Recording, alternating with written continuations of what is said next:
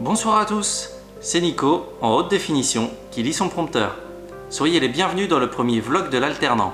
Aujourd'hui, on va parler de la tyrannie de la précision. La dernière fois, je vous avais dit que j'avançais dans la construction de mon LMS, Moodle.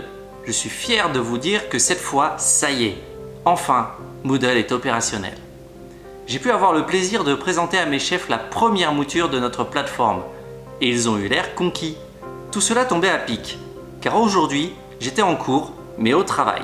En effet, je n'arrive pas encore à accéder à mon LMS depuis chez moi, via Internet. Mais j'avance à grands pas, je suis donc confiant pour la suite, toujours.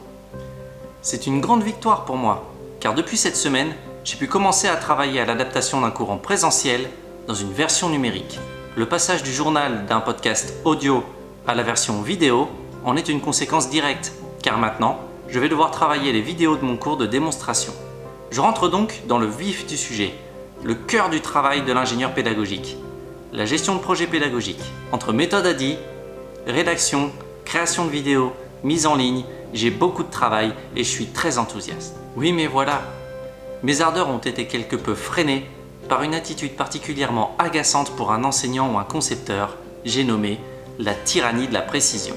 Cela paraît évident qu'un contenu à destination d'un public débutant, donc vulgarisé, contiendra des approximations. Et pourtant, les remarques sur l'imprécision, voire l'inexactitude, se font légion quand on propose ce genre de contenu. Quelle attitude doit-on avoir à ce moment-là? Est-ce qu'on peut laisser passer des imprécisions pour permettre à une personne débutante totale de comprendre le fonctionnement d'un concept? Quelle attitude doit-on avoir à ce moment-là? Est-ce qu'on peut laisser passer des imprécisions pour permettre à une personne débutante totale de comprendre le fonctionnement d'un concept? Ou doit-on, au contraire, être strict et rigoureux, quitte à utiliser un vocabulaire très spécifique et des tournures ne laissant aucune place à l'ambiguïté? Pour ma part, le choix est facile et rapide. Je suis un gros utilisateur d'histoires et de métaphores pour illustrer les concepts. Pour vous donner un exemple, quand j'étais formateur au Greta, je donnais souvent l'image suivante. Pour expliquer le fonctionnement de base d'un ordinateur à une personne qui débute, je le comparais à une ville. Le cœur de la ville, là où toutes les décisions se prennent, c'est-à-dire la mairie, c'est notre processeur. Elle est au centre de la ville.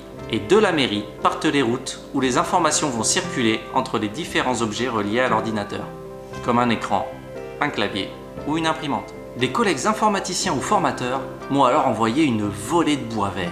Mon image est inexacte. Elle ne marche pas dans tel ou tel cas. L'illustration est bien, mais dans le cas où on a plusieurs processeurs, comment est-ce que tu expliques qu'on ait plusieurs mairies, etc., etc. Alors que pourtant, en partant de cette image qui permettait à des gens n'ayant aucune connaissance en nouvelles technologies de comprendre la base, je pouvais avancer et corriger ces petites imprécisions. Oui, mais voilà, le mal était fait. Mon cours contenait des inexactitudes. Il était techniquement et matériellement inexact. Donc j'enseignais des inepties. Ce problème de la tyrannie de la précision a été illustré avec brio par Tyler DeWitt dans un TED Talk. Si on n'est pas parfaitement exact dans nos explications, quitte à perdre nos élèves avec du vocabulaire trop spécifique ou des expressions trop ciblées et pas à leur portée, pour les puristes de la discipline, on est forcément à côté de la plaque. Personnellement, mon choix est fait depuis longtemps. Je préfère qu'une personne comprenne la base d'un concept, avec une image inexacte, certes, quitte à devoir corriger son savoir quand on approfondit les notions abordées, à un élève qui ne comprend pas du tout ce que je raconte, ou qui décroche parce que ma façon de l'expliquer ne lui parle pas, elle n'est pas engageante. Et vous, que feriez-vous à ma place? Est-ce que vous feriez de l'exact ou du facile mais pas forcément juste? En attendant votre réponse, il est temps pour moi de finir ma journée et de me reposer. Alors prenez soin de vous et passez une bonne soirée. C'était Nico qui va faire de l'approximation culinaire.